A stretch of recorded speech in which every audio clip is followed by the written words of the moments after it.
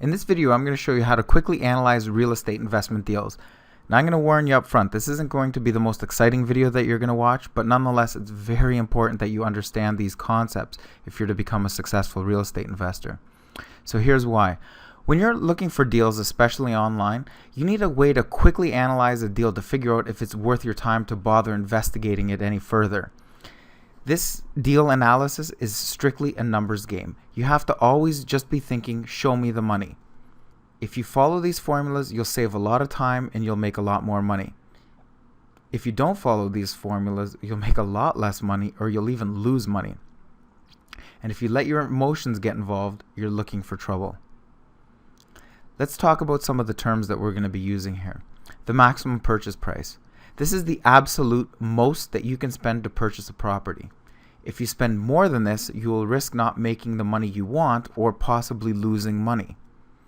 The asking price of the property is completely irrelevant when it comes to the maximum purchase price. This is the price, the most that we are willing to spend. Now, this could be even more than what the asking price is, or it could be significantly less. It doesn't matter. This is the number that we're going to stick to our guns with, and we will never spend more than our maximum purchase price. So remember, there are two golden rules when it comes to the maximum purchase price. Rule number one is we never, ever, ever break this rule. Now, rule number two says, on occasion, okay, just maybe, there's something about this deal and we have a really good reason to break this rule, then I want you to take a look at rule number one. Okay, the estimated market value, which is also commonly called the ARV or the after repair value. It's pretty much exactly what the name says. This is what we believe that the market value of this property actually is. Now, to get the estimated market value, we could use sites like Zillow.com, or we could even pay for premium services like SiteXData.com. We could also get realtor comps, or you could even get a professional appraisal done. Now, in the preliminary stages, like what we're using with BirdDogBot, we don't necessarily need to get to the realtor comps and the professional appraisals. We're literally just trying to filter down from like the thousands of listings down to the handful, and then from there, the ones that we're actually going to go with, then we would investigate further with realtor comps and professional appraisals and that kind of thing. Now, our total expenses. This is the sum of all the costs from the moment we own the property to the moment we either sell it or we start making a positive cash flow. The deal is just closed. We've purchased the property for some amount. Our expenses is what we spend after we actually have the property in our name. So here's some sample expenses that we can expect to accumulate after we've purchased the property. First, we have rehab and repairs. This is going to be for like any type of construction you may need to do to get the property back up to, livable standards in some cases. For this, when I'm using my BirdDogBot, I estimate 15% of the ARV of the actual market value. We have our closing costs. This will be fees, like stuff that goes to like the title company and things like that. Just for actually acquiring the property.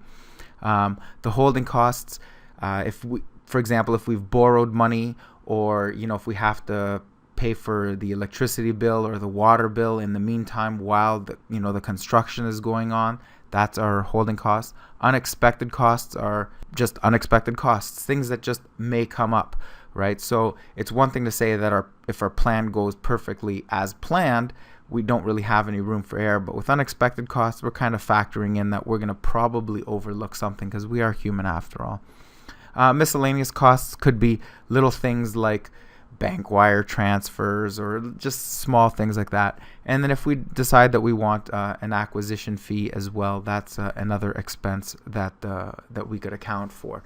So if you're putting this deal together and you want to charge your investor a fee, then that's another one of the expenses. So here's the magic formula, and this is the magic formula that most of the real estate gurus try to teach you, okay? So they'll tell you that M is equal to V minus E. So the most you're allowed to pay for the property is the estimated market value minus the expenses.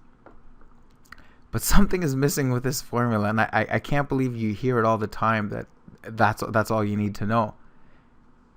You haven't planned to make any money.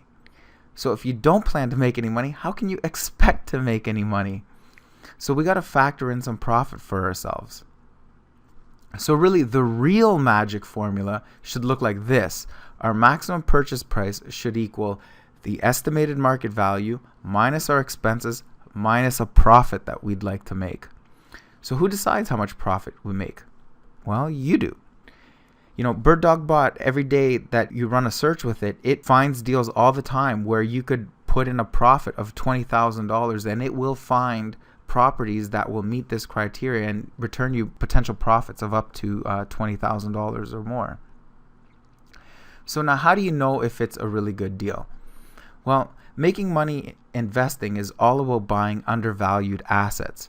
And if you can buy that undervalued asset at a discounted price, then even better. So if we look at our M plus our E, that's the total amount of money that we are going to actually lay out for this investment. Remember, M is what we paid for the property.